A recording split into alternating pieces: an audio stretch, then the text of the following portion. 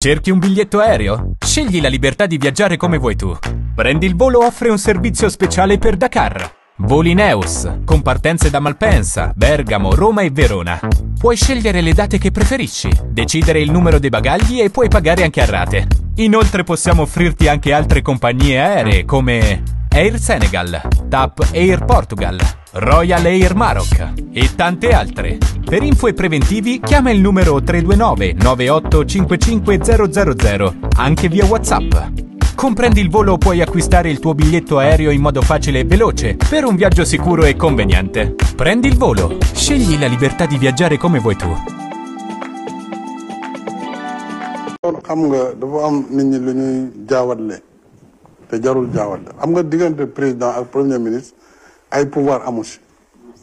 man nekkoon naa premier ministre Abdoulaye Wade mais moom moo yoroon nguur gi du man moom la ñu fal premier ministre régime bi ñu amul benn pouvoir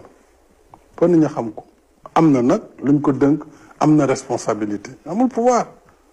délégué nañ ko administration bi loolu premier ministre bu ko xam di nga liggéey ku ko ci xamul da nga foog motaar yi yuuxu nga foog ne dara nga te amuloo pouvoir le pouvoir appartient à celui qui est élu quelqu'un qui n'est pas élu n'a aucun pouvoir c'est ça la démocratie.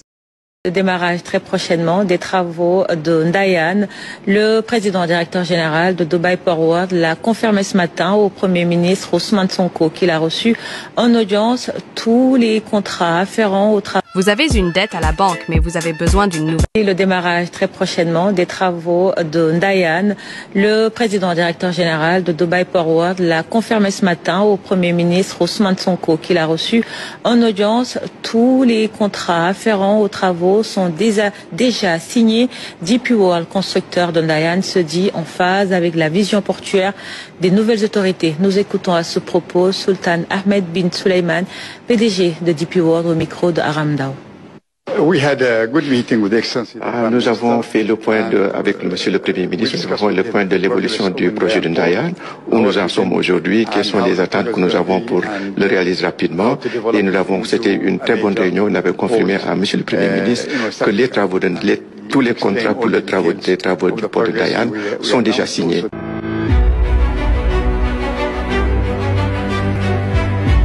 Le port autonome de Dakar décongestionné et stabilisé. Les travaux du port de Ndayan lancés. Le président de la République, son Excellence Macky Sall, met le curseur sur le patrimoine des ports secondaires du Sénégal. La Direction générale du port autonome de Dakar a effectué une série de visites dans les ports secondaires de Ndakhonga et de Ziguinchor. Objectif, matérialiser les directives présidentielles. Le port autonome de Dakar servira comme autorité portuaire à apporter le service, le soutien, la surveillance, le respect à la réglementation avec l'ANAM. À Foundiougne, à environ 125 km de Dakar, est niché le port de Ndakhonga. Cette infrastructure, dont les délimitations épousent un domaine portuaire de 525 hectares, est une jonction parfaite entre les régions du centre du pays, Fatick, Kaolack, Kaffrine et Diourbel.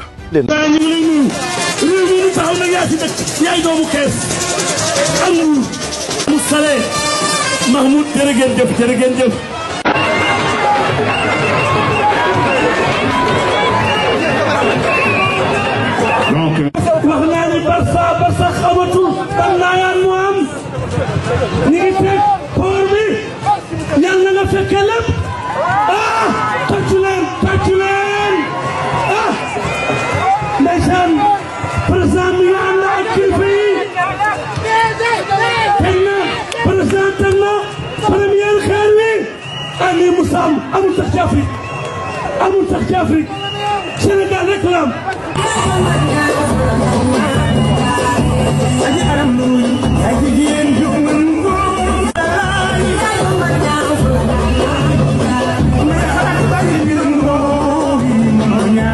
mbokk yi est-ce que xam ngeen ni Sénégal 10% rek la am ci droit yi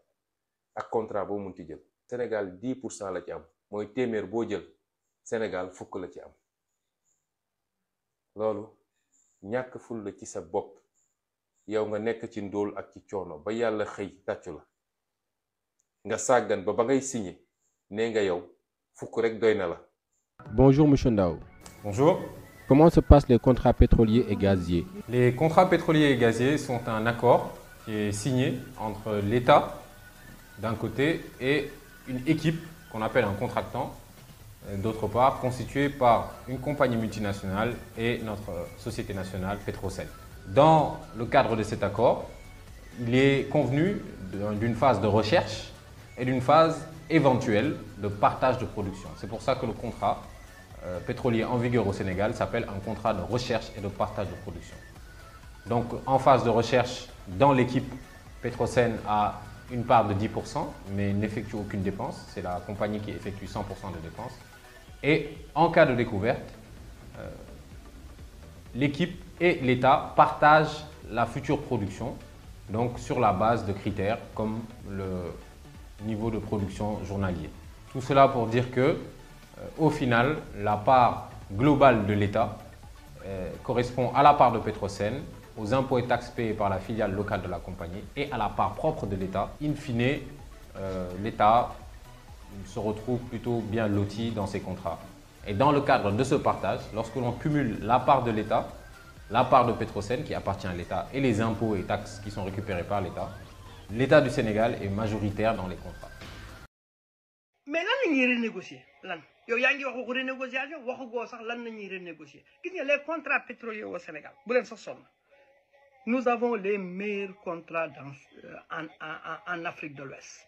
dañu dem ñu xool ay contrats au Nigeria ay Ghana bokkul sax c'est-à-dire que ni kenn du ko sax comparer di bloquer ay comptes bancaires ñoo ngi dina porter plainte yéen ngeen yaakaar ne nous avons les abdominaux pour faire face ci li nga xam ne ñu doon ko yàkkamti war ko mën jot nga dem di dem ci ay procès yi nga xam ni ci première instance Dakar ba lay commencé mais après Houston lay mujjee bu ñëwee Houston tu risques de dépenser plus de 2 millions de barils xaalisu 2 millions de barils par jour ci li nga xam ne yow 100 000 barils ngay dem di wax waxam ci li nga xam ne yow xam nga ni teguloo ko fenn. La bêtise insiste. C'est malheureux quoi. Et ça se confirme tous les jours. Vous nous dites, nous savons que nous pétrole. Mais, mais par exemple, le DG de Petrosen, prise de contact avec des ingénieurs, nous avons dit un projet. Nous avons dit exploitation, développement. Nous avons dit un projet. Mais, il y a des ingénieurs qui m'ont dit, mais le gars là, est-ce que parce que les gens sont dépassés. Vous dites par exemple, gis nañu scandale bi am Azer loolu la ñàkk xam la rek du leneen lu dul loolu tey ji boo gisee nga jël par exemple la première compagnie minière de ce pays là Somisen nga xam ni Ousmane Cissé mi fa nekkoon un excellent géologue meilleur minier de ce pays là une sommité du monde du pétrole du monde des mines pardon kooku ngay jël nga dem remplacer ak benn stagiaire greffier et tu crois que ni di nga dem tu crois que ni bu ngeen demee ay Londres Sydney Houston où le DG va rencontrer plus de 1500 avocats BP rek a plus de 300 avocats spécialistes sur ça tu amènes tes greffiers tes comptables tes trucs là et ñooñu dinañu xam lu ñuy di wax xoola Sénégal am na ñu xam quoi am na ñu xam ñooñu il faut les approcher pour sauver ce pays là alors lu réew mi bu leen ko yàq avenir xale yi bu leen ko yàq de votre turpitude là seen dof lu yi ngeen nekkee il faut être conséquent ñi ko jàng ñi te xam nañ leen ko bàyyee te ngeen bàyyi seen cinéma bi nga xam ni moom ngeen nekkee donc lu ma bëggoon éclaircir rek mooy affaire 450 milliards yii nii wax du dara lu dul lii nga xam ni moom laa leen expliqué lu Sénégal waroon dépenser la amul xaalis bi bu nee dafa war dem ci banque yi ay intérêt rek lay dëkkee fay ay ati kon ñooñu génnee jox ko ñi fay ko ndax tey 450 milliards yooyu ngeen di wax ñun ci bu doxul laa wax au moins Sénégal dana am 700 milliards par année donc revenons sur terre te nag ñi bàyyi caaxaan bi bàyyi politique bi te vraiment alal bi buñ ko sànq. xam nga ñi naan par exemple état en ruine lañ fi fekk. Aujourd'hui, nous avons trouvé un état en ruine. Fet mënta gën a màgg loolu état bu nërmeelu boo ko amee doo ñëw ñu jox la 450 milliards ci eurobond jox la 60 milliards ci marché de l'UEMOA xam nga c'est-à-dire que pour mën a leb du ko nekk mën a leb boo jekkul doo mën a leb maanaam état bu jekk la fi Macky Sall bàyyi moo tax ñii mën a leb Pastef ñoo daa xam manipuler ci àdduna comme li wax la ma fàtte 26 comme ni mu ko décrire ci livre bi maanaam xeetu politicien la boo xam ne moom manipulation moo ko bu doon manipulation rek Sénégal tey dañ naan moo dàq États-Unis ndax ñoom manipulation lañ mën a maanaam jël dëgg def ko fen jël fen def ko dëgg loolu moom histoire politique Sénégal ba mu sosoo ba léegi homo Pastef 26 moo ci mën mais koom-koom moom loo mën a manipuler koom-koom moom lii dugg ci biiru nit ñi la yaa ngi dégg courant bi tàkk la maanaam lu ñuy teg loxo la est-ce que xam la tey képp ku ni dëkk bi mettiwul rek mooy ci Pastef nga bokk ñu nommé la nga jël say loxo teg ko ci ñaari ci keesu réew mi xaaral comme ni ko FMI waxee lii fi ne bu soppeekuwul fii ak fan yu néew fii ak weer yu néew musiba naaru laay dina FMI en juin def nañ rapport en juin ils ont fait un rapport boobu na dem nit ñi liiri ko la fa nekk FMI 12 ans Macky Sall amul benn rapport bu critique buñ ma parce que 12 ans de croissance la ñu am Sénégal bu Covid-19 amul woon en 2020 aujourd'hui rythme bi premier septennat Macky Sall yoroon bu continuer woon aujourd'hui àgg nañ émergence wala jege nañ ko c'est-à-dire 12 ans Macky Sall dafay 12 ans yoo xam ni réew mi dafa dox sur le plan économique. mais à quel prix. agrégat yëpp defal naa non dette indicateur u performance économique la xam nga loolu ñu bari amuñu xam-xam. duñu lebal ku ne. xam nga Sénégal mooy foo xam ne dañoo gaaw a fàtte te Sénégal nit mun na wax lu ko neex génnaat mel ni du moom demaat taxaw ci même télé ak même rajo yi wax safaan wa waaye VAR mi ngi fi. maa ngi ak wér bu yaram gu mat sëkk canceruma ci lu ma yëgul jabetuma aw ma insuffisance rénale aw ma benn xeetu jàngoro maa ngi nii alhamdulilah. yàlla daf ma nattu ba may nekk gone ba fii ma toll nii ma ànd ak ay jàngoro yoo xam ne dafa laaj faju. bu desee kenn ku dul mës a négocier ak Macky Sall man de Ousmane Sonko ci la bokk ñun négocier wuñu ak Macky Sall te àdduna du dox ba ñu négocier ak Macky Sall. yéen ñëpp dégg ngeen ay waxtaan yu am naam waxtaan yu bari am na. Je suis venu vous dire il faut qu'il y ait des discussions. bu desee kenn ku dul mës a négocier ak Macky Sall man de Ousmane Sonko ci la bokk. Vous avez aussi en toute responsabilité donné votre accord pour que je puisse prendre contact avec quelqu'un de la mouvance présidentielle qu'on pensait être un point d'entrée correct. J'ai pris la responsabilité, je vous en ai informé par la suite, de contacter son fils. ñun négocier wuñu ak Macky Sall te àdduna du dox ba ñu négocier ak Macky Sall. yéen ñëpp dégg ngeen ay waxtaan yu am naam waxtaan yu bari am na ay ndaw yu bari yónni na leen ñu ñëw ci ñun wax ndax mënuloon ñàkk. àdduna du dox ba ñu négocier ak Macky Sall. Macky Sall bàyyi leen Macky wax naa leen keroog bi ñu def conférence de presse ne leen Macky dootul suñu adversaire. dëgg rek ay dëgg la ca gannaaw dëgg ay caaxaan la. que bu muy wax nii wii nii non. que ñu ciy discuter waat nii sénégalais yi di ci ne wii non te loolu baaxul ci njiit. njiit bu demee bu yow mënatoo wax joo xam te nit mën na ci dóor doomam ça signifie que war nga xoolaat sa bopp. li ci gënoon bëri coow te ma am ci lu ma xaw a jaaxal sax mooy le conseil supérieur de la magistrature. dama bëgg biral ne man je ne tiens ni à rester ni à en sortir. mais je pense que li tax magistrat yi bëgg président toog fa ça mérite d'être écouté. du nekk oui du nekk non. man maa suivre Ousmane Sonko. actuel premier ministre. mu ni conseil supérieur de la magistrature. président bi ak ministre am dañ cee war a génn carrément pour que justice bi mën a libre loolu mooy proposition Sonko te Sonkooy Diomaye renforcer le pouvoir judiciaire jëlee fa carrément président de la République ak son ministre ils n'ont rien à faire là-bas waruñu siéger ci conseil supérieur de la magistrature.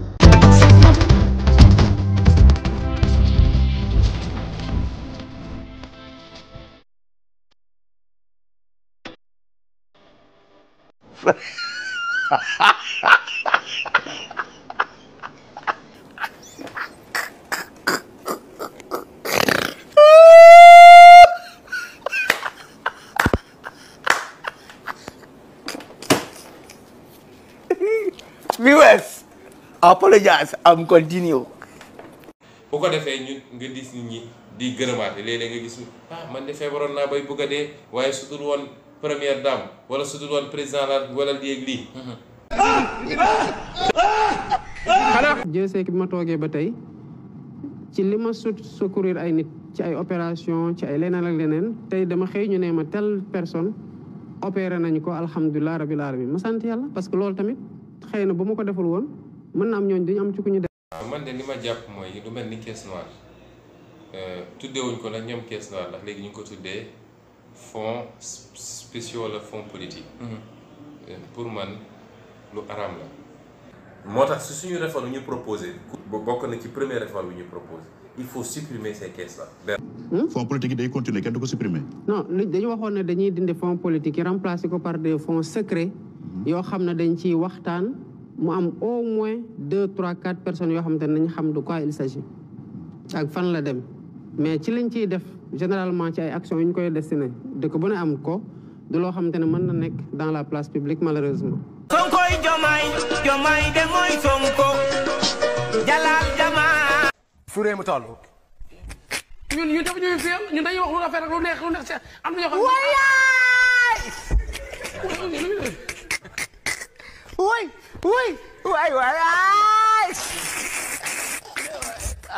le premier ministre du woon sama xarit du woon sama xarit de déedéet. laquelle ma ne ko nañ nekk xarit mu ne ma kon nekk ñu woon xarit mu ne ko non dañu doon ànd sur un projet en toute loyauté mais ne ko woon sama xarit miinoon naa la nag daan naa la bàyyi xel di la déglu mais ne ko woon sama xarit. yàlla wërsëg na ko doom mu tuddee ma ko man mii te loolu su ma juumul 2016 la woon bañ may tàkk ci fonction publique dañ ma tàkk ñu teg ci ñetti semaine wala ñaari semaine yàlla wërsëg ko doom mu tuddee ma ko kon kooku kenn mënul lam-lamee sama digganteeg moom ci wàllu cofeel wàllu mbokkoo sama rakk la sama xarit la. grande mosquée de Dakar bii lii ñu tabax bi si biir grande mosquée am na fay symbole maçonnique. ci biir grande mosquée bi. wallaahi ci biir grande mosquée si boobu. grande mosquée ki ko tabax ki may xaalis ki yeggali xaalis ku may tuuti xaalis bu ñu motali ko sax muy Assane II franc-maçon la woon. papa yi Mohamed VI bii franc-maçon la woon tamit te nëbbu moom nëbbu ko yemu si franc-maçon sax si yeneen gars yi la bokk ci gars yi yooyu may benn tudd. góor jigéen loolu moom ñu bëri ñu ngi koy wax donc yooyu doy na waar de. te grande mosquée ci biir grande mosquée. grande mosquée ci boppam. am na ay signes franc-maçon yu nekk fa nekk. Touba ci boobu am na ay signes maçon yu fa nekk si biir Touba. mais ñoom fépp la ñuy dugg kon ñoom dañuy dem jaxasoo ak. Abdou Karim gars yi fu ñu bëgg dem ñoom foowuñu. gars yi foowuñu. ordre bi nga xam ne mooy l'ordre de l'étoile bu nekk palais nga xam ne président de la République mooy son grand maître suñ ko falee président sax première chose bi ñu war a def mooy dugal ko initier ko ci ordre boobu sol ko chaîne ordre mooy chaîne yooyu président di sol balaa muy fete serment chaîne yooyu chaîne franc-maçon la. bu ñu nee Cheikh Omar Diagne dañ koy jàpp parce que dafa wax lu warul wax ay tarixa waxuñu dëgg Cheikh Omar Diagne taxawaay bi mu am contre franc-maçon ak homosexualité moo ko andi lii ko dal lii. xam nga Sénégal mooy foo xam ne dañoo gaaw a fàtte te Sénégal nit mun na wax lu ko neex génnaat mel ni du moom demaat taxaw ci même télé ak même rajo yi wax safaan wa waaye VAR mi ngi fi. maa ngi wér bu yaram gu mat sëkk canceruma ci lu ma yëgul jabetuma aw ma insuffisance rénale aw ma benn xeetu jàngoro maa ngi nii alhamdulilah. yàlla daf ma nattu ba may nekk gone ba fii ma toll nii ma ànd ak ay jàngoro yoo xam ne dafa laaj faju. moomu Macky Sall nga xam ne tey moom mooy doxal moom la ñuy njëkk a waxal ne ko am réew kenn du ko yor ci tàppale ak naxe mbay. mën nga yor say discours yor sa administration yor say ministre yor say journaliste ñu lay waxal yor sa propagandiste ñu nekk ci réseaux sociaux yi lu ne ñu wax ko ne yaa fi gën a aay yaa fi mën li nga fi def kenn defu ko waaye gis nga li tubaab naan lépp à l'épreuve des réalités mooy liy firndeel mbir mi mooy li Sénégal yi di dund bés bu ne te lii xew tey ba ndaw ñi jëlaat gaal gi naan ña ngay dem Europe wane na ni da ngaa échoué yow Macky Sall échoué nga échec boo xam ne kenn xamul fu mu yem mënuñu koo natt. yéen a ngi gis accident yi fi am waaye accident yooyu du responsabilité transporteurs yi état bi la. ngeen luy teer li mu waxoon sax du ko def ndax dafa ne woon teer bi su paree dina mat 58 kilomètres wala 53 kilomètres diggante Dakar ba Diass fi mu ne nii teer bi xam ngeen fu muy yem jam ñaajo parce que tubaab yooyu ci seen bopp ñiy gérer autoroute bi ñoo ko ne duñu nangu teer bi egg ba Diass parce que su eggee Diass autoroute bi day dee. président de la République boo xam ne chaque jour soo xëyee dañ lay jox ay commande yoo xam ne ci tubaab bi lay jóge. nga xam ne ku tukkee di ñëw bu la neexee boo wàccee avion da ngay jël passerelle bi wàcc ci gaar bi jël train dem Ndakaaru wala ëllëg nga dem Thiès ndax xam ngeen ni projet yi ma amoon bokk na ci Dakar AIBD waaye bokk na ci AIBD Thiès AIBD Mbour loolu nag xam naa gouvernement yi ma fi bàyyi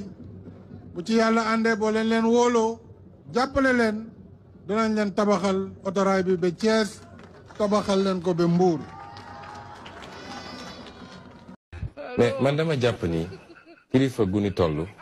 waroo mën a taxaw jàkkaarloog askan wi di wax loo xam ne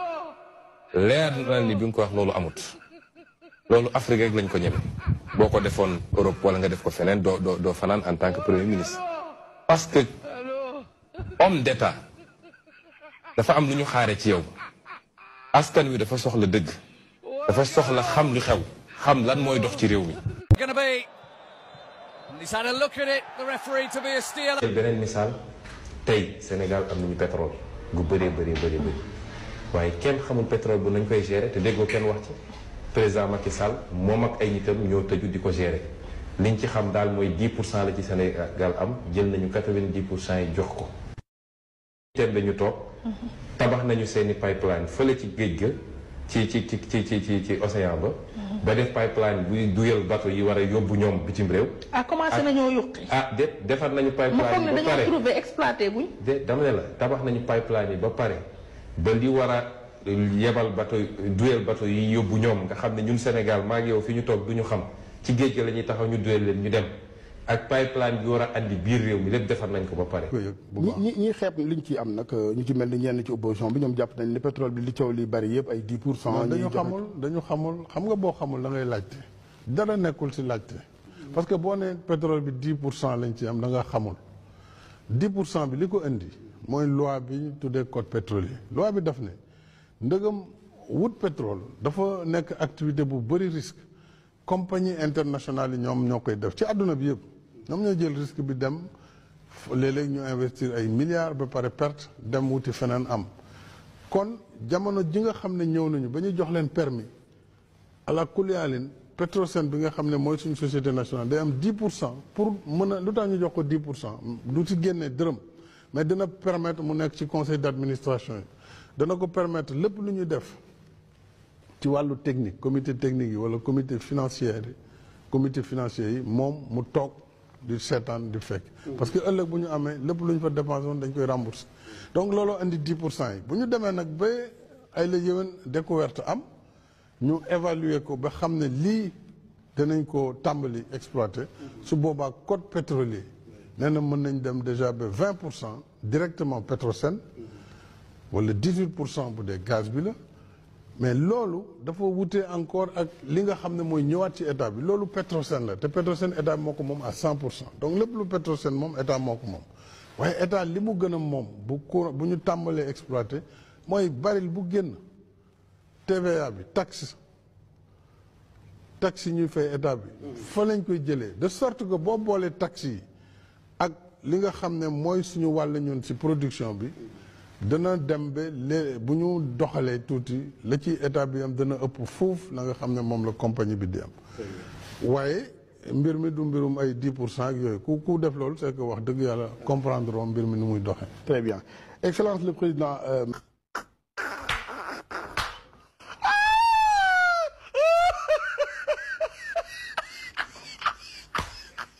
góorgóorlu bay wax dëgg boo fenee ba jëlee fi nit billaay sa bis a ngi ñëw ku la dàq fen dina fen ba ñu jëlee la fi. lay doxal Sénégal ci juróomi at yi di ñëw foofu lañ koy tibbee ñu ngi ci liggéey boobu te demuñu jéggaani ko ci biti de ñoom bañ koy def dañoo dem jël benn cabinet bu tudd Mackenzie fay ko 3 milliards ñaari at ñu fal la 2012 ba 2014 ngay doog a génne PSE ñun ñu ngi fal 2024 septembre 2024 ñu génne leen suñu document septembre 2024 ñu génne leen ko incha allah te demuñu ko jéggaane ci biti doomi réew mi ñoo koy defar ba mu mat sëkk kon ñun duñu ñoom wax ji nañ ko bàyyi. ñi ngi ci mbënd bi daaw ci négocier ñun ñëpp demoon nañ ci mbënd bi man ren dama am gàcce demaat ci mbënd mi ñu joxoon fi engagement bu ne tey ay famille entière gi tëmb si ndox mi am na yoo xam boo ko gisee da ngay tém bool sax doo mun a lekk ndax yërëm ñooñu nit ndax mun na nekk ci condition yooyu jamono jooju ana président de la république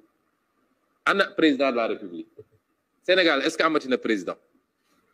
ñemewul génn sax wax ma mu dem fa de waaye ñemewul génn sax def déclaration massawu ñooñu waaye mi ngi yéeg ci avion bi mu jël ko escorté ñu koy jëlal ay selfie xam nga loolu mooy narguer sax le peuple jamono joo xam ne tey njëg yi amul produit booy jël te njëg gi yokkuwul ba sénégalais amatuñu lu ñu lekk mbir mi métti na ana président de la république.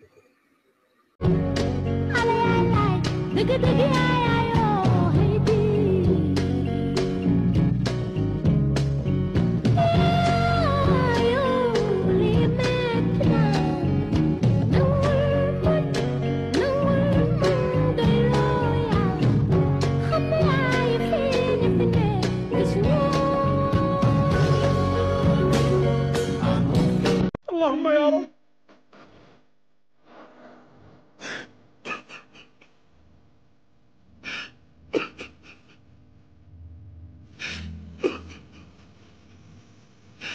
يا رب رحمة تبعث بها مصلحا يصلح أحوالنا. Diomaye yaa waxoon fu ngeen gisee gaal gi départ de am nga neexal gis naa gaal gi départ Touba de war ci Serigne Bamba gaal gi nii di dem soo neexal laay xaar de gaal départ na Touba. ndeysaan yéeme na àdduna moo yéeme.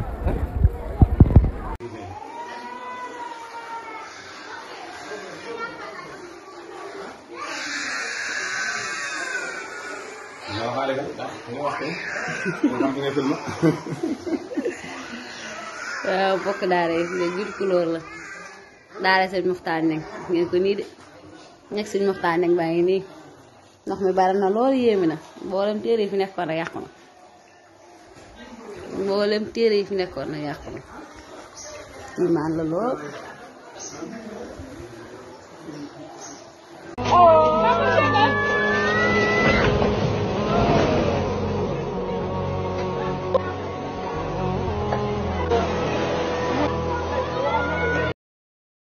ku woteeloon jumaay rek ku woteeloon jumaay rek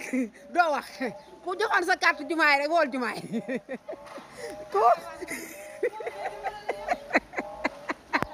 ku joxoon sa carte jumaay rek wool jumaay man daal tey foofu daa ko kal waa tabar da ngaa duggi woon waaye yéen duggul seen kër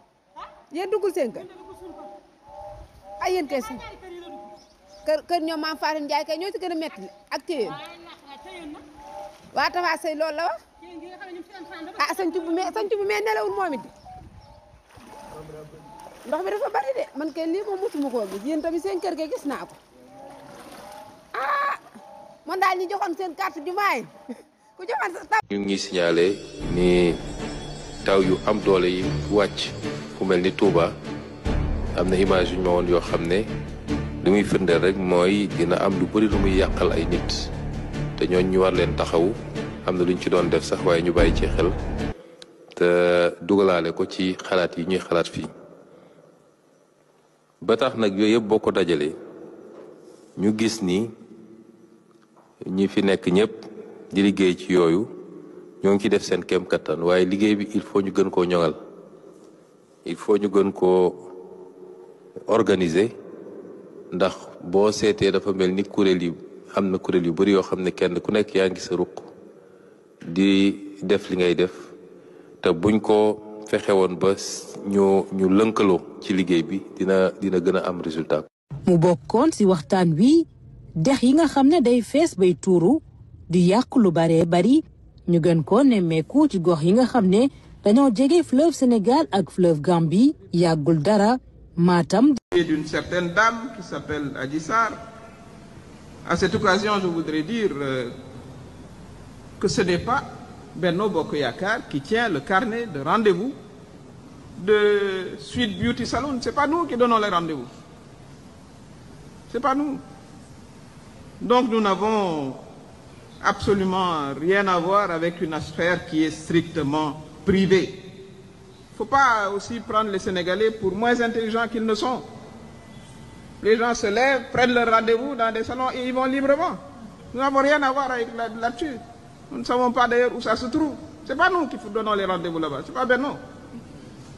Donc que la justice vraiment tranche ce dossier qui est d'ordre strictement privé. Nous exerçons le pouvoir, donc nous avons une obligation de responsabilité pour la préservation de la sérénité de nos citoyens. nga wax ci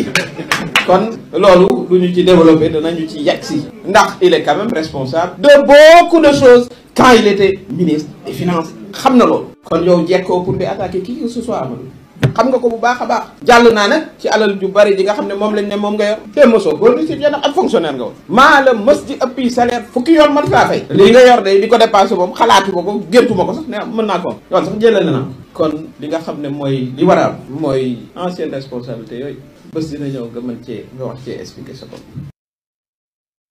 mi ngi noonu ancienne responsabilité yi moo gën a nouvelle responsabilité bi nga xam ni mooy slogan wu Amadou Ba ak yeneen yu ni mel daal soxna si tiiri na ci ñoom bu baax a baax a baax jàpp na ni benn erreur rek moo am mooy bàyyi Macky Sall mu dem ndax xamul ko defal teraanga. waaw président Macky Sall de dinañ ko bàyyi mu dem voilà moom nag Mimi Touré wax dëgg yàlla bu fekkee yàlla dogal na mu bokk ci ancienne responsabilité yu Sénégal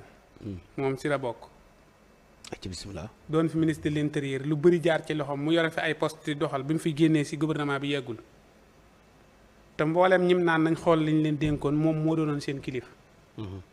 kon nag fu ñu lijjantee li fi jaaroon dinañ ko lijjanti moom it waaw bu fekkee nag lu xamante ni gouvernement bee lu ñu weesu la moom na jàpp ni loola weesu nañ ko mais nag bu fekkee ne nee na ñii kat liñ mas a yor nañ ko xool moom it lim yoroon moom it danañ ko xool kon moom it li mu waroon def rek mooy mu delloo poste bi bañ xool ko ba pare moom Mimi Touré bu ñu ko xoolee nag ba ne ko ay la yéwén seet na wecc ñu delloo ko poste bi bàyyi ko mu liggéey bu ñu nekkoon nag dafa taq ndax bu yàggut dégg nga dégg ñu naan épinglé nañ ko ba muy génn di weddi naan kenn épinglé wu ma kon nag li mu waroon def mooy delloo poste bi bañ liggéey li ñuy liggéey ba pare ñu xool ba xam moom taqe na si wala taqewu si bu dee taqe na ñu lijjanti mbiram bu dee taqewut nag ñu bàyyi ko mu continuer liggéeyam ni mu jàpp nga ne li mu wan Macky Sall su ay loxom takkoon dana yegg si fii son bi gis nga président Macky Sall bi mu dàqee parce que Macky man ñi ma gis Alaaji Assane non mënutoon na ne ñi amanteeg moom jafe-jafe te seeni loxo taq leen di nappaaje da ngay xool da ngay xool président Macky Sall bi mu génnee bi mu duggee si Ousmane Sonko problème bi si la Mimi Touré génn xam nga kooku mënu si woon a dool li Mimi Touré kay nappaaje na fi ay nit non kay kan la si nappaaje bi Mimi Touré génneeg léegi ku mu fi nappaaje waat Macky waaw kenn mais am na ñu fi dàq. non ñoo xam ne après dañoo commencé non dàq mais defoon dañoo commencé woon wax. mais après Thiel lañ def de génnuñu de. partout menn moom mami moo ci génn ba pare yor làmmiñam di wax mais ñi ci des ñëpp. yow seetlul ñi Macky dàq ñi mew ñoo dem sax créer seen mouvement dañuy toog ci biir parti bi. ah kay ñan la. Mame Boye Diao créé wut. kan Mame Boye Diao. Mame Boye. Mame Boye ci veille élection yi. waaw. léegi est-ce que élection yi daa jàll mu daal Mame Boye nan la doon doxee Mame Boye nu mu doon doxee est-ce que Mame Boye dama ne nu mu doon doxee est-ce que jëloon na ay responsabilités comme Mimi ay responsabilités bu baax def comme Mimi waaw Mame Boye waaw mais Mimi Touré ku koy digal na ko digal ni ko président Diomaye dafa am ci moom yaakaar fal ko poste buy def conférence de presse da ñëw ni mbay mi kat fii lañ ko tool fii lañ ko fekkoon fii lañ ko indi ko war a wax Assane gouvernement bi am na kii am na kon na noppi gouvernement bi la moo tax mu defal sorti ñoom lay kaasal ñoom lay défendre di mais buñ ko jël moom bu mu nangu ñu jël ko pour mu nekk fi di xas ay gor loolu lañ ko jëlee dama ne moom bu mu nangu loolu moom bi mu ñëwee fekkee gouvernement bi dañ koo jël na ñëw wax ne mbay mi de fii lañ ko fekk fii lañ ko indi santé bi de fii lañ ko fekk fii lañ ko indi te fii lañ ko jëmale courant beeg ndox meeg yoon yeeg noonu càmm geeg napp gi noonu mbirum yoon luñ ko fal man nga xam ma luñ ko fal mais ginnaaw fal nañ ko laa ne est-ce que defuñu ko loo xam ne conseil la si dem bitim réew ak ñëw wala dara moom lañ ko def waaw dama ne bu dee loolu la lu mu si man di doon bu génnee di wax na wax li gouvernement bi di liggéey gouvernement bi am nañ luñ liggéey loo xamante mën nañ leen see défendre am na fi gis naa ñu def loo xamante ni nit ñi mën nañ ko teg si table ji di ko waxtaane mais da ngay gis koo xamante ni dafa bokk si gouvernement bi génn war a wax jëf ji gouvernement bi jëfagun liñ fi fay si ay bor élèves yeeg yooyu duñ ko wax dañ ko jël teg ko ne di ñëw di xas ay nit nañ bàyyi xaste bi nañ bàyyi yoon mu def liggéeyam mais ñëw naan kee bu leen ko fàtte kee yoroon na ay responsabilité yow nga yor ay responsabilité yu ñu yor si kuñ woo yu Mimi Touré yoroon na ko raw kon Mimi Touré bu mu jàpp ni moom it duñ ko woo ginnaaw yoon la ñuy doxal rek na jàpp ni daal tout moment mën nañ ko woo diglu ko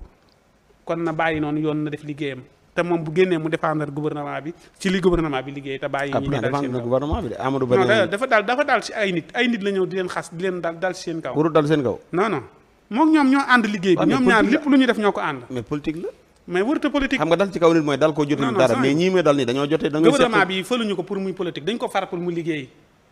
pour li mu leen tànnee si expérience mu jox leen ko mu défendre li ñuy liggéey wane li ñuy liggéey lan la bu ñëwoon ni tey xoolal ku demee ni président Diomaye fi mu fekkoon jàngalekat yi fay na leen xoolal waa mbalit ni ñu naan doxu ñaxtu fay nañ leen xoolal engrais bi li daan dugg lii dugg na xoolal mbay mi li booy yi dem àll bi bay booy yi nii nañ xoolal wàllum yoon li ñu si def wàllum nangam li ñu si def xoolal ministre de l'intérieur bi xoolal ASP yi xoolal transport li ñu fi indi xoolal avion yi maam loolu mën nañu ko waxal leeralal ñu ko bu ko mënul mu noppi liggéey postom waaye ñëw di teg ay nit naan diw bu leen ko fàtte diw nii ancien responsabilité yëpp Mimi Touré ko yor yëpp moo ko yoroon ndax li mu waxee ku muy wax naan maa doonoon kilifaam waaw kon kay responsabilité yi moo ko yor bu ñu wooloo ko nañ ko woolo moom kilifa gi joxe hélas dañ koy woowaale moom waaw mooy doon seen kilifa kay joxe hélas est-ce que mi bi ko doon woon Macky du ko Macky ñi fi doon jabbi yëpp joxal hélas waaw man dama lay wax rek waaw jox Macky ñi fi doon jabbi beneen bi encore ma dégg fi benn jigéen jël kàddu jigéen dirigé woon suñu liste fii Benno Bokk Yaakaar maay wax ak moom de Farba Ngom xam lépp nag maay wax ak moom xam lépp de moom laay interpellé bi mu nekkee premier ministre fii ñëw fii def déclaration politique générale un jeudi soir après le conseil des ministres bi ma ko seetsee nan laa ko seetsee ak nan laa ko seetse woon ak li ma ko seetse woon doo ñëw ba ci fii tey taxaw di wone sa njub ne yaa gën a jub Sénégal li doon jaar sama loxo mooy ñëw di la ko indi loolu njub la man mii sama loxo la jaar de man mii tey li taxoon mu jaar sama loxo xam naa man duma daw res je prends mes responsabilités nañ ma ci woow fu ma woo ma wuyu ko pour wax ne dangaa jub di wone sa njub c'est trop tard loolu dafa baax nit ñi xam ko c'est-à-dire que taxaw tu n'es plus dans une position d'être avec Macky Sall di wone ne man jub naa nii naa du dëgg waay il faut être honnête. Touré buy wax du amul benn argumentaire boo xam ne dafa tegu ci dëgg. li muy wax yëpp waxu soxor lay wax. waxu ko iñaan. waxu ko mer. tëj leen waxu ko xoolal waxu koo xam ne dafa am revanche bu muy jël si histoire. Macky Sall moo ko ajal waaye mu yàqal Macky Sall loo xam ne li mu yàqal Macky Sall nag loolu la nar a yàqal ñaa si ñëw. Mimi Touré moo yàqal Macky Sall première année reñam engagé ko ci traque des biens mal acquis muy topp Macky Sall perd beaucoup de temps beaucoup d'énergie di topp ñi fi nekkoon pendant que muy topp ñi fi nekkoon muy créer benn fossé abyssal ak population bi ko fal ndax talul lijjanti jàmbatu population bi lu dul di fayontoo Mimi Touré mii moo ko ci engagé woon Macky Sall ba mu ne ba xam ne ba li ma wax ne la Macky Sall différence am ak ñii mooy ñii dañoo ñëwaale seen soxoru bopp moo tax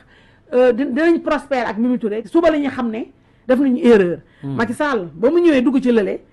au moins Macky à l'époque il avait les Alioune Badara Cissé ak ñooñu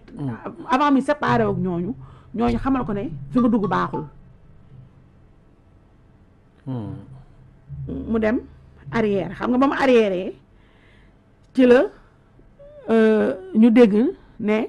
am na ñu doon def benn médiation pénale remboursé nangam te loolu xam nga neexuloon Mimi Touré après Macky pour s'en sortir mu propulsé ko pëtaxal ko dañ lay yàqal loo xam ne ñoom du ñu amal seen bopp dara mais ay yàqkat lañu parce que kilifa dafa soxla bu ku nekk ci wetam boo bëggee jël cravache dóor duudu maa ngi koy téye na defal nànk Mimi Touré da lay pousse na la dóor ko rend ko jam ko paaka te moom amul ñaar nit ci ginnaaw gis nga ko siège am garage am ruq bii cinq ak Boubacar Seye borom ndel baa ngi nii mooy ko nekk ci kese la am ñeneen ñëpp remplissage Boubacar Seye mais horizon nouvelle xaw ma lan nouvelle xaw ma nu mu tudd tappalekat bi horizon xaw ma lan amul benn député bu ko topp dara amul maire bu ko topp amul député am na conseil municipal duudu xam nga Amadou Ba Ouma ba muy dem ak tous les ministres qui ont quitté kenn ko ne yóbbaale nga lu mu gàtt yóbbaale nga ay figure marquante yóbbaale nga ministre wala nga député comme ni nga wax wala maire wala dara yóbbaale na Amadou Ba yóbbaale na waaye moom ba mu demee yóbbaalul ginaar yóbbaale ko loolu sagal conseil technique am bi kott la yor Mimi Touré mu ne li ko waral mooy Macky Sall bi muy jeexal weeram yi mujj yi catastrophe la woon njaaxum la woon loolu nag mooy feeñ léegi déedéet Mimi Touré li mu wax amut FMI bi ñu fi ñëwee mois de juin bii passé dañu saytu suñu premier trimestre ñu ne lépp cool finance tous les voyants au vert lépp baax doon ni Sénégal vraiment mi ngi si yoon bu baax vraiment kañ ñu mois de juin bii FMI ñëwaat fi septembre ne lépp yàqu na waaw yéen da ngeen dellu ginnaaw te nag ay fan yu metti ñu ngi leen di xaar ci seen kanam li ko waral mooy boo xoolee waa direction de la prévision et des études économiques dañu génne ñoom tamit seen point de conjoncture mensuel bu mois de juillet ñu ne Sénégal secteur primaire dafa dellu ginnaaw de 27%, secteur secondaire de 8%, secteur tertiaire taxi yi ak services yi de 19%. loolu si mois de juillet Macky Sall ne fi woon affaire yi dafa dégradé wu diggante juillet août FMI ñëw fi septembre fekke loolu donc ñi naan ay Macky Sall nangam non Macky Sall bi mu fiy jógee FMI dañ ne lépp nice. man li may xaar ci suñu leader yi benn côté mooy nañ ñu fàtteel Macky Sall parce que Macky Sall liggéeyul moo tax ñu tey ko fi léegi loolu dafa am solo loolu dafa am solo beneen affaire bi mooy dañuy ñaan suñu kilifa yi vraiment Macky Sall la page est tournée Macky Sall wéy na yéen da ngeen ni woon boo leen ñëwee 2024 ngeen changé réew mi bu kenn tuddati Macky Sall baal leen ñu rek nañ tudd liggéey ak résultat léegi Macky Sall yamu def yu baaxul da ngeen koy jooyanti ñëpp ànd seeg yéen mais yaa xayti Macky Sall wéy na mënu leen continuer di opposé aussi Macky Sall ba kañ te Macky Sall bi mu fiy jógee FMI nee na lépp baax na léegi yéen yaa leen fi ne lépp bëgg yàqu yaa xayti niñ jublu si liggéey bi génne le projet parce que réew mënul dem te amul référentiel amul tableau de bord te fi mu toll ni Sénégal depuis mars amuñu tableau de bord amuñu référentiel loolu mënta dem donc ñu ngi leen di ñaan waxu Macky Sall bu ñu ko kenn waxati ñu ñuy wax waxu liggéey bi ñuy def ak résultat yi muy jur pour sénégalais. asalaamaaleykum mbokk Sénégal asalaamaaleykum yéen mbokki jullit yi sama vidéo bi nag yàlla na fekk sénégalais yëpp ci jàmm parce que dama waaru dama tiit dama am njàqare te njàqare bi ma am lenn dong moo ko indi dama gis bàjjan Mimi Touré génn ne yoo dafay attaqué Amadou Ba défendre ma Amadou Ba nag parce que li tax défendre ma ko ci ay kàddoom dafa wax ne moom moo doon patron ne ko génnal nga wax ci ancien responsabilité yi bàjjan xanaa da nga fàtte ne yow tamit ci ancien responsable yi nga bokk nga ñëw fekk ay gone yoo xamante ni tooguñu ak ñi ñu war a toogal waxtaanuñu ak ñi ñu war a waxtaanal defe ne nguur da nga koy téye ci ni mu la soobe ñu tàmbali jël la sóob la ci biir ci seen ñàkk compétent mais bu fekkoon ne ñoom am nañu dara ci compétence ku mel ne Ousmane Sonko day topp waxi démbam parce que toog nga mu jël micro ne képp ku yaakaar ne bu ñu jëlee nguur da ngay ñëw pour séddu boobu nax nga sa bopp te yow kàddu boobu Sénégalais yépp xam nañ ne yow yaa ko moom tey boo taxawee di wax Amadou Ba ne ko maa doon sa patron fàttalikul ancien responsabilité yi man am na foo xamante ni dama fa naw Amadou Ba ma bëgg patriote Sénégal yi déglu li may wax pas patriote Pastef yi nag patriote Sénégal yi laa bëgg ñu déglu li may wax ñi nga xamante ni faruñoo benn jëmm bu dul Sénégal ancien patron xanaa da nga fàtte ne Amadou Ba yéen patriote Sénégal yi ba tey jii fii ñu toll nii musul yëkkati benn kaddu nag boo xamante ni danga naan kii cam lu tax mu wax lii ci Ousmane Sonko mais bàjjan wax bu bon bu ne wax nga ko fi Ousmane Sonko te boobu ñun ñi ngi ànd ak moom dégg naa tamit tey nga ne opposition bu bees bi fii opposition bu bees amu fi xanaa yow da nga fàtte ne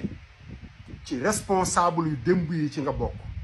ba ngay wax tey opposition bu bees bi bàjjan dañ lay delloo si waat ne yow yaa fi taxaw ne Ousmane Sonko na dem wuy ji justice leeral digganteem ak Adji Sarr say kàddu mi ngi fi vaar te dinañ la yóbbu vaar bàjjan fii opposition bu bees amu fi ay sénégalais yu am droit am bëgg-bëgg am lu ñuy bañ ñoo fi nekk ay sénégalais yu am ngor xam ne nekk ci nguur rekk ba dee taxul nga am yàlla ay sénégalais ñoo fi nekk yoo xamante ni meluñu ne yow yoruñu sa jikko boo xasee nit ki tey ànd ak moom bu subaa nga tagg ko ndax nguur bàjjan heureusement ba ci sa làmmiñu bopp yow Mimi Touré yow yaa ne yow yaa doon responsable Amadou Ba yaa doon patron te ba ngay nekk patron waxuloo woon de mais ñii ngay défendre tey ñoom nga doon dal ci seen kaw ànduloo woon ñoom de ànduleen woon ci lenn wax bu bon bu ne nga teg ko ci seen kaw tey nga bëgg a wëlbatiku ka nga nekkoon patron jiite ko ci liste jiite ko ci administration nga bëgg a wëlbatiku tey dal ci kawam ndax yaa ngi wuti ñeneen moo tax yéen sénégalais yi man tiitaange bi ma tiit ak njàqare bi ma am fii la tàmbalee parce que lii bu fekkee ne yéen ay nitu dëgg kese ngeen bu fekkee ne yéen da ngeen a gëm Ousmane Sonko bu fekkee ne yéen da ngeen a gëm liggéeyu Bassirou Diomaye Faye bu ngeen nee ñu dàq Cheikh Omar Diagne bu ngeen nee dañu war a dàq Cheikh Tidiane Dièye bu ngeen nee dañoo war a dàq Mimi Touré mii warul bokk ci gouvernement bu Ousmane Sonko ngeen koy seetaan yéen patriotes yi fu ngeen nekk mais kenn yëngatuwul kenn waxul parce que yéen jëmmi nit ki moo leen intéressé mais Sénégal ak jëmmam intéressé wu leen moo tax man ca début ba ma wax lu leer ne leen man day gëm naa ne ci opposition lay dee moo tax Mimi fii opposition bu bees amu fi de opposition démb bi moo fi nekk ba tey ñi am ngor des fa ñi nga xamante ni nguur rek la ñuy wut nag daw topp ci nguur gi ñi nga xamante ni nguur kese la ñuy wut daw topp ci nguur mu jaral la leen lu ne ku mel ne yow wallahi nawloowuma la te duma la mës a nawloo yow Mimi Touré te xam nga li tax benn yow buñ la joxoon tey président assemblée nationale ci nguuru Macky Sall wallahi kenn du la mës a dégg parce que waxal nga ko sa bopp da ngaa dem toog plénière di xaar ñu ne Mimi kenn neewul Mimi ba téléphone Macky sonné ci sa nopp wax la lim lay wax tànn ki muy tànn ci nga doog a wan sénégalais yi ne yow noonu Macky Sall nga mais doo noonu Macky Sall noonu Sénégal nga barke Seydina Mohamed yéen képp koo xamante ni Sénégal kese nga gëm Mimi Touré noonu Sénégal la te Bassirou Diomaye moi je vous donne un conseil en tant que frère conseil bi ma lay jox mooy Macky Sall toog na fi 5 ans ci patronat bu Mimi Touré di dal ci kaw ay nit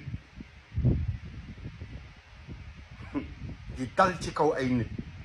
traque bien mal acquis te nee naa la Bas yow fi mu toll nii rek liste bi nga xamante ni président yi gën a nilaar ci histoire Sénégal signé nañ ci yow signé nga ci ba pare parce que yow yaa signé décret ba pare ñëw def leneen ci xale bu ndaw duñ la ko jéggal mukk ci àdduna Bas fàttalikul man ak yow central say kàddu samay nopp fàttalikul man ak yow Bassirou Diomaye Faye ci nguuru Macky Sall ñu jàpp la indi la central ñetti guddi ñu koy waxtaan mu am seede am ay xale yu fa nekkoon ma yor liste boo xamante sa kanam lañ ko bindoon fàttalikul pour ñu dimbali ay xale am ku ko jiite woon bugguma tudd turam am jeunes yu ci joxe woon xam nga seen pas-pas ne lii la ñuy def lépp nekk ay fen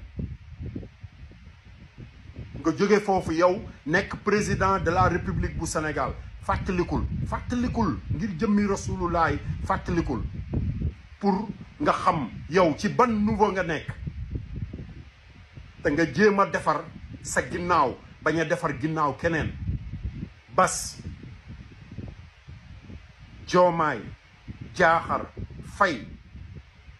jéem a la defar sa ginnaaw te bañ a defar ginnaaw keneen man Assane Diouf loolu rek laa lay conseillé yàlla na la yàlla defal jàmm defal ko Sénégal. dafay fen loo xam ni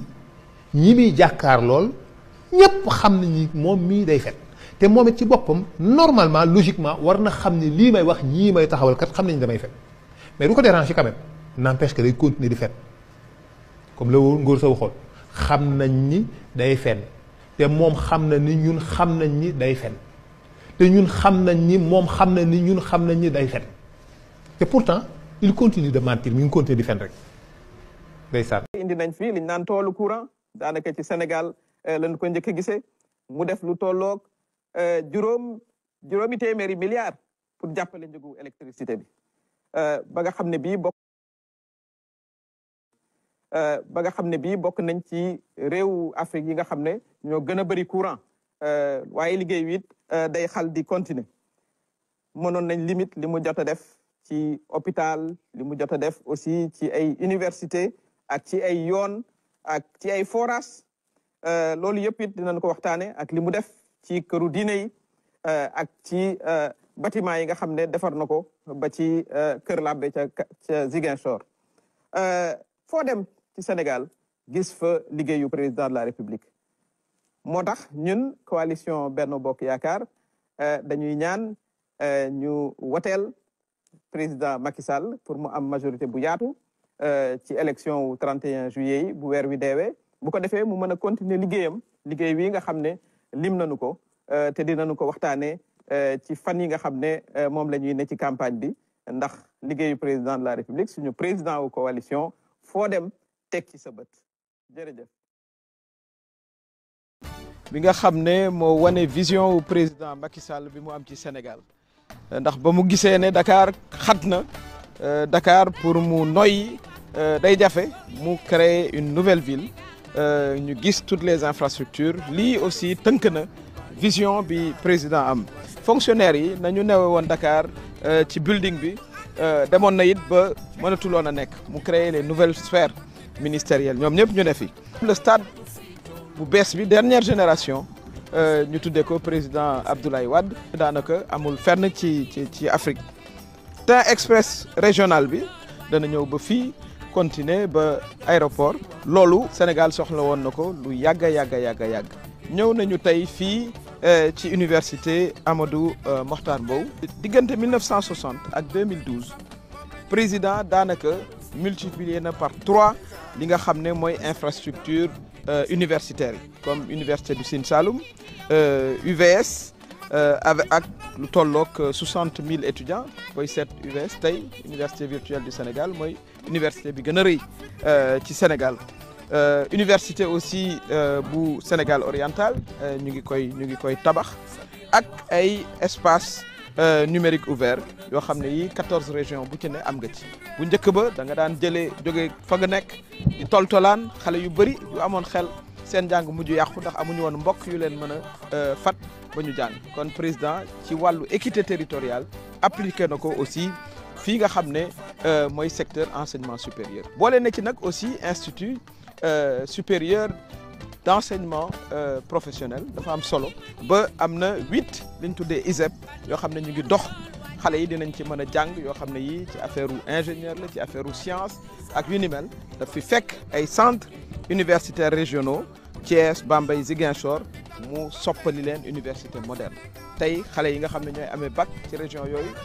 mën nañoo toog ca seeni kër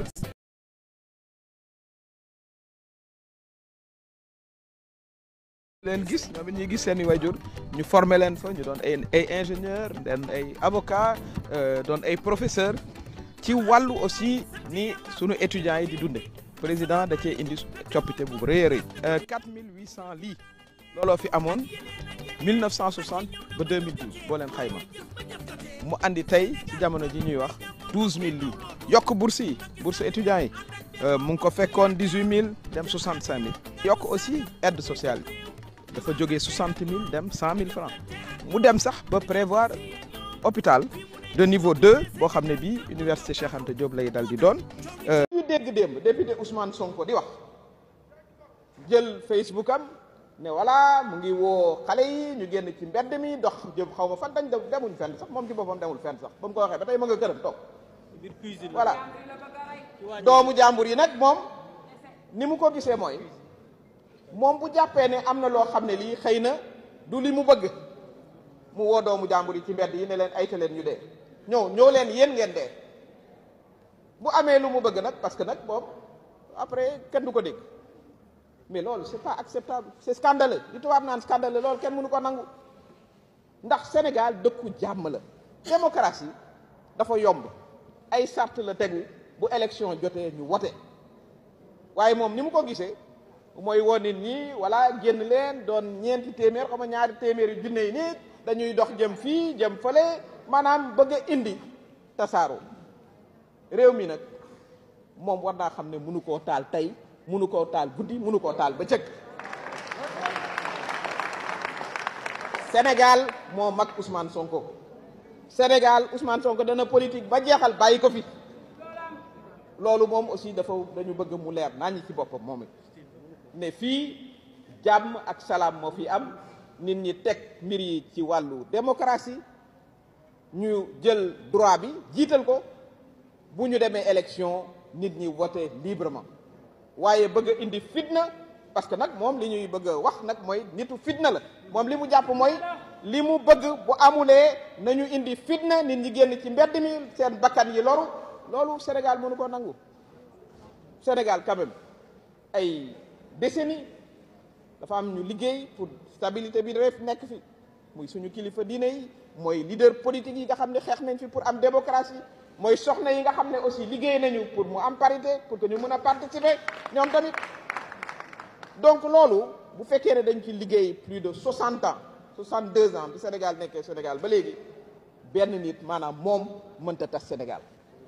mënta tas Sénégal il faut aussi que jeunesse bi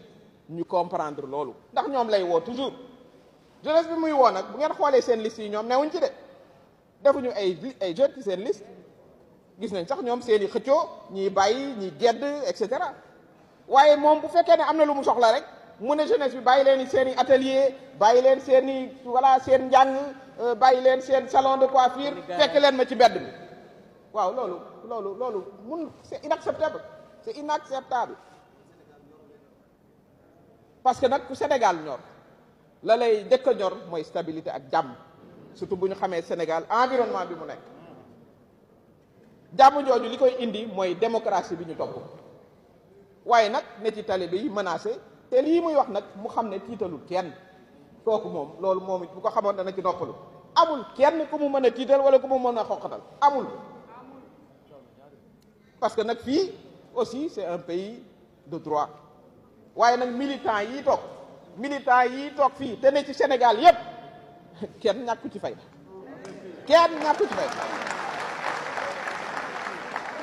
li ñuy bëgg jàmm yépp te ñu bëgg ko nag parce que mooy li jig réew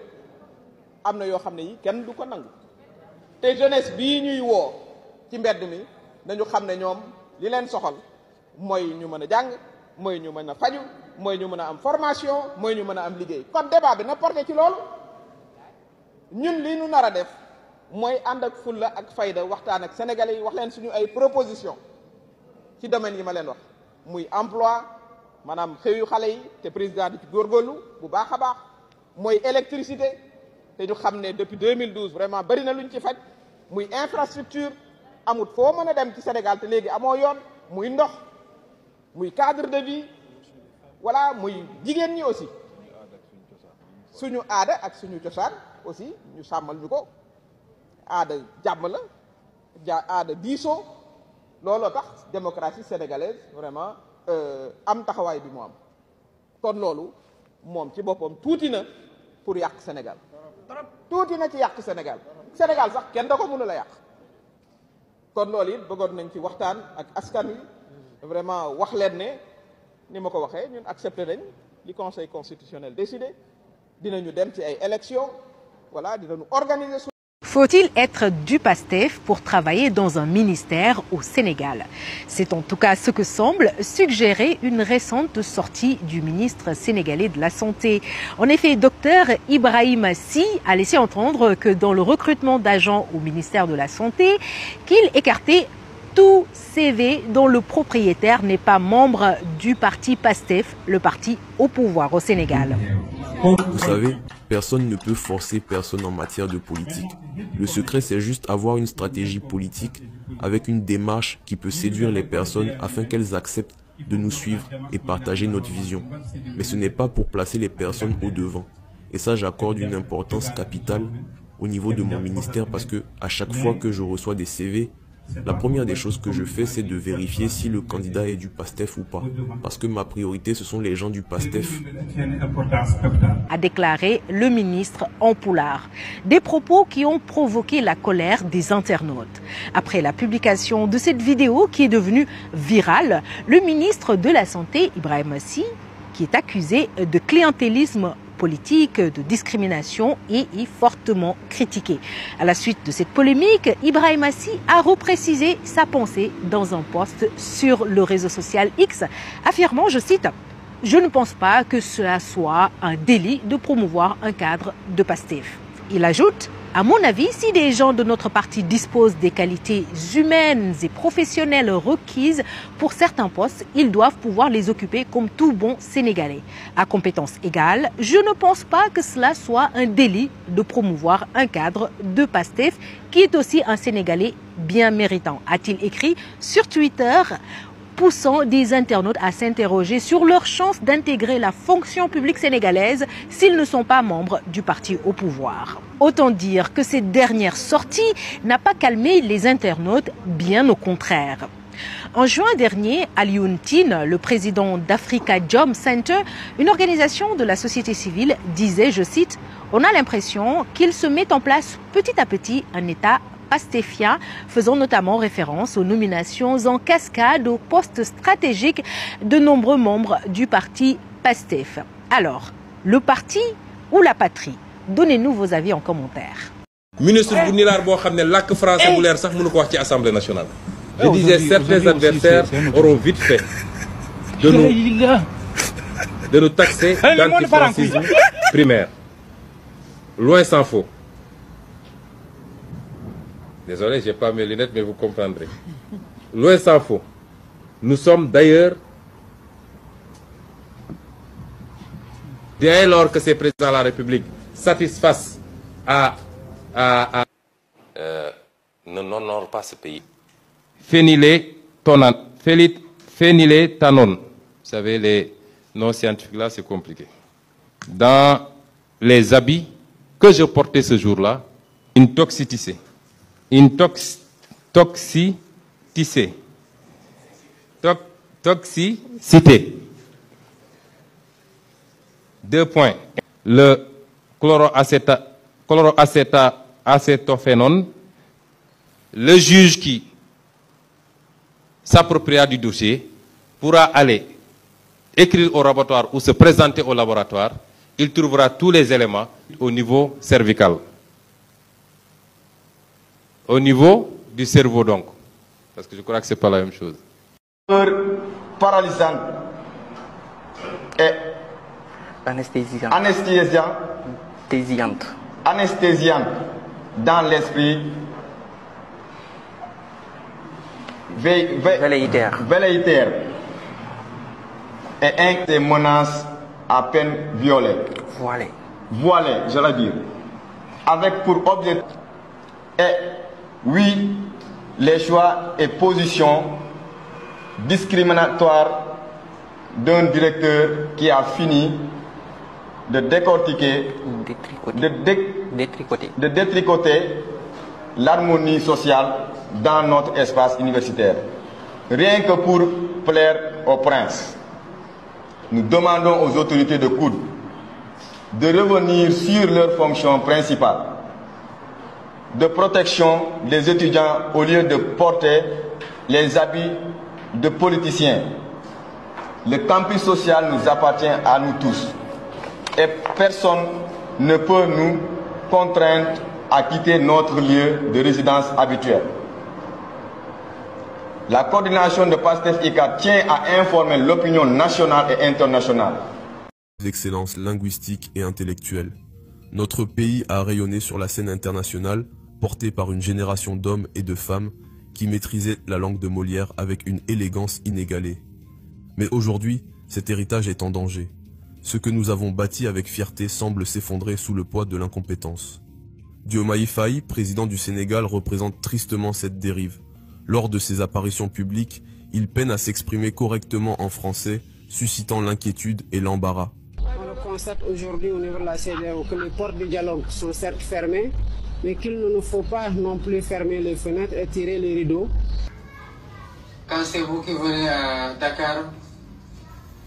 vous quittez chez vous, vous allez chez vous. Quand je quitte Dakar aussi, je quitte Dakar pour aller chez moi. Parce qu'en Guinée-Bissau, les citoyens sénégalais se sentent forcément chez lui. Le site global regroupe essentiellement des pays en développement et devient de plus en plus une réalité dans les relations internationales. On est toujours choqué quand le chef de l'État du Sénégal aujourd'hui parle et que les élèves, même de CM2, d'une bonne école primaire du Sénégal, pouffent de rire.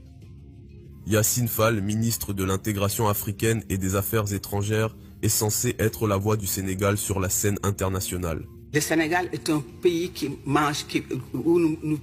consommons beaucoup de pain. Et il y a aussi toutes les possibilités de production d'engrais. Pourtant, sa maîtrise du français laisse profondément à désirer. Alioune Sall, ministre de la Communication, des Télécommunications et du Numérique, n'est pas épargné par ces critiques. Où est-ce que vous avez vu quelqu'un perdre ses droits physiques parce que Ousmane Sonko garde tous ses sens d'être éligible et il est donc de l'histoire mondiale, même si je puis dire, personne ne peut être condamné pour lesquels il n'est pas poursuivi. Je rappelle En tant que porte-parole du gouvernement, sa mission est cruciale, mais il échoue à maîtriser la langue avec aisance, nuisant ainsi à l'image de notre pays. Ces maladresses linguistiques ne sont pas seulement embarrassantes, elles sont un affront à l'héritage intellectuel de notre pays. Chaque discours maladroit de nos ministres renforce ce déclin.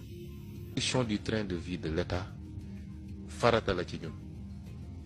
ndax réew yi ñu ëpp doole fuuf da ngay xool les pays scandinaves ñu ëpp doole fuuf ay Suède ay Écosse ay ñoom seen xool les pays scandinaves ñu ëpp doole fuuf ay Suède ay Écosse ay ñoom seen.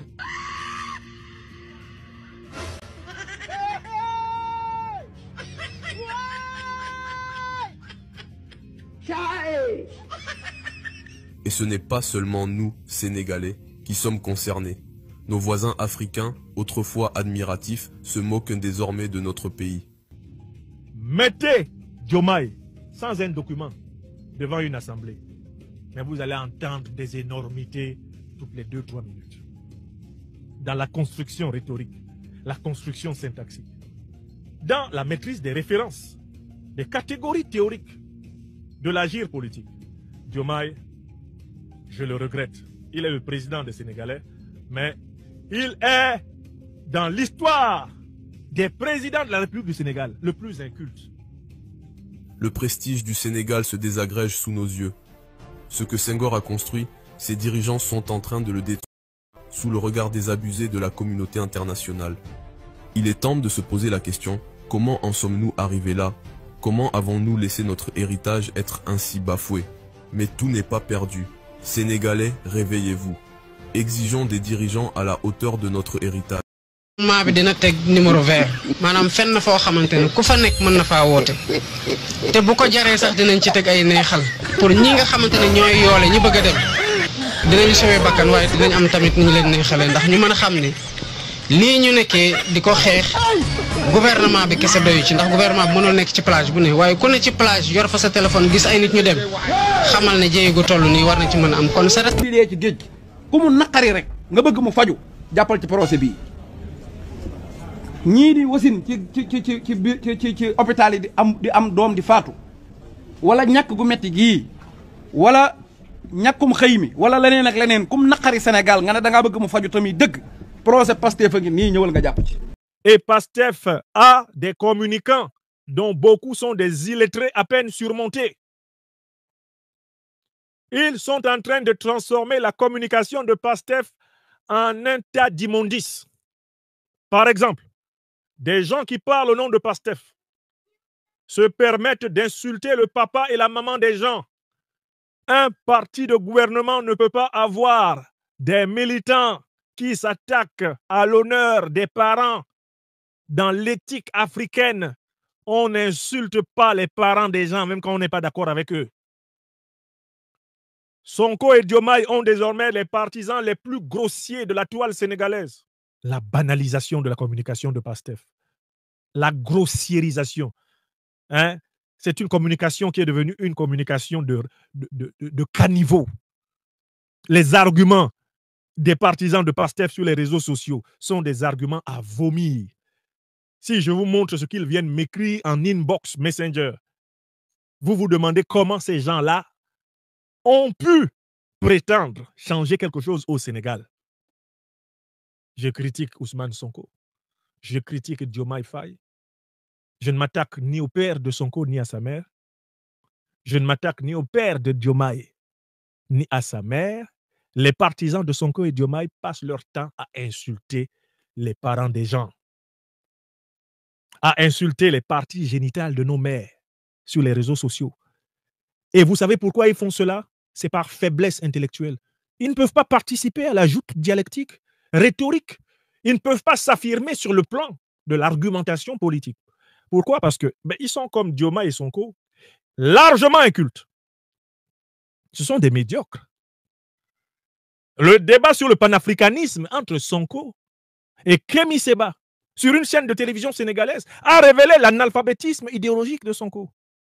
Oui! Allez regarder le débat. Vous verrez que Sonko a pu prétendre que les défenseurs de l'apartheid en Afrique du Sud étaient des potentiels panafricanistes. Oui! Ah, le panafricanisme, c'est pour tout le monde. Ceux qui dominent en Afrique du Sud, le parti qui est au pouvoir et puis les résistants, tout le monde est panafricaniste.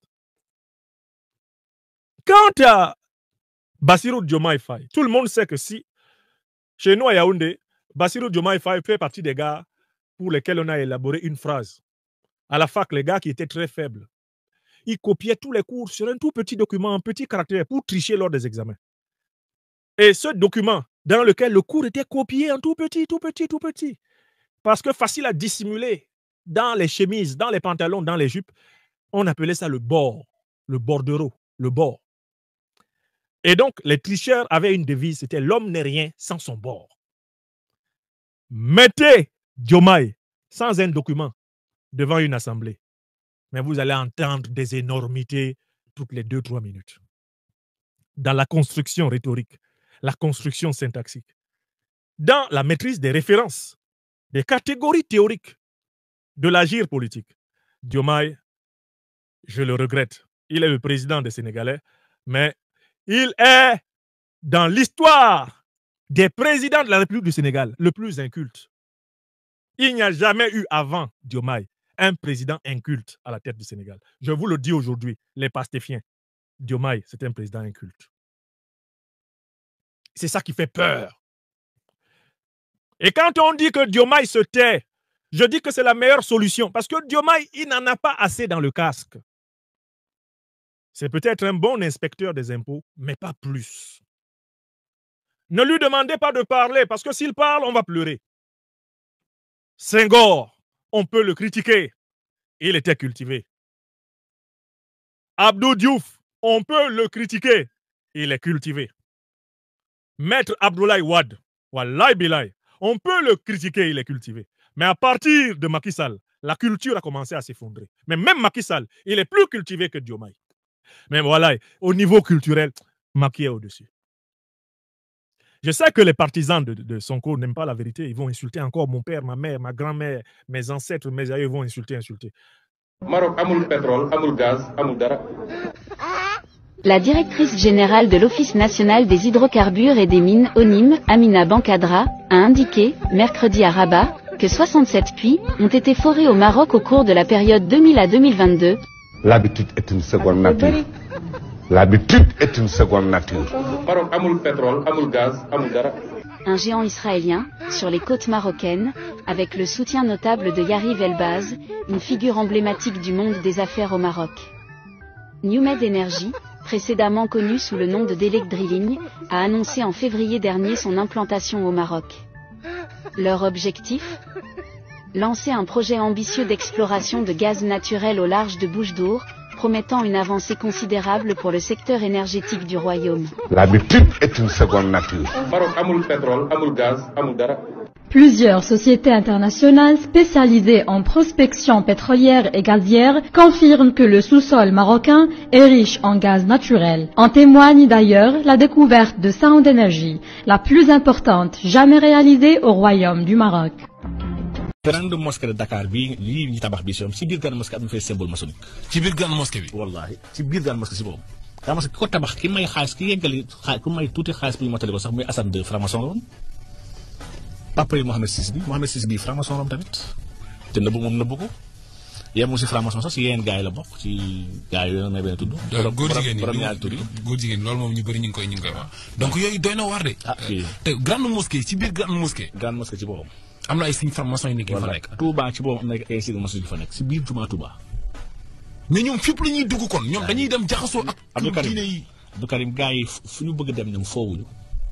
gars yi foowuñu. ordre bi nga xam ne mooy l'ordre de l'étoile bu nekk palais bi nga xam ne président de la République mooy son grand maître suñ ko falee président sax première chose bi ñu war a def mooy dugal ko initier ko ci ordre boobu sol ko chaîne ordre mooy chaîne yooyu président di sol balaa muy fêter serment chaîne yooyu chaîne franc-maçon la. bu ñu nee Cheikh Omar Diagne dañ koy jàpp parce que dafa wax lu mu warul wax ay tarixa waxuñu dëgg Cheikh Omar Diagne taxawaay bi mu am contre franc-maçon ak homosexualité moo ko andi lii ko dal lii. باعتبار هذا العدد الهائل من الذين خلف هذه الوثيقة مكة. وكذلك أريد أن أقول لكم اسمي هو المكي وأنا مكي مع أنني بعيد جدا من المكة لكن الحمد لله الاسم جاء من هنا. هو اسمه مكي سال فمكي مكة بقلبي باسكو مكة اسمه مكة.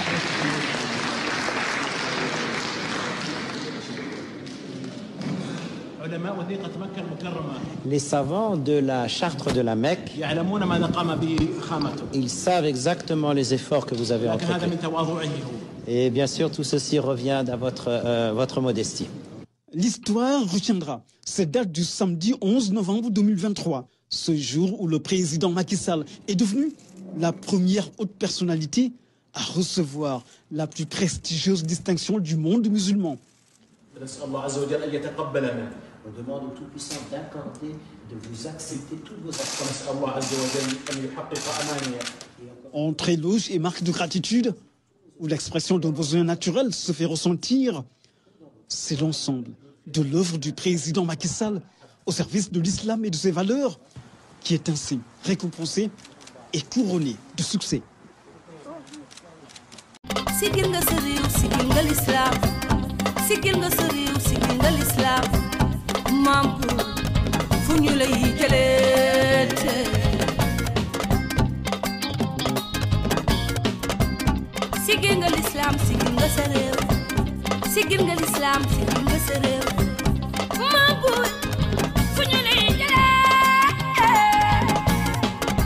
Cerchi un biglietto aereo? Scegli la libertà di viaggiare come vuoi tu. Prendi il Volo offre un servizio speciale per Dakar. Voli Neus, con partenze da Malpensa, Bergamo, Roma e Verona. Puoi scegliere le date che preferisci, decidere il numero dei bagagli e puoi pagare anche a rate. Inoltre possiamo offrirti anche altre compagnie aeree come Air Senegal, TAP Air Portugal, Royal Air Maroc e tante altre. Per info e preventivi chiama il numero 329 9855 000, anche via WhatsApp.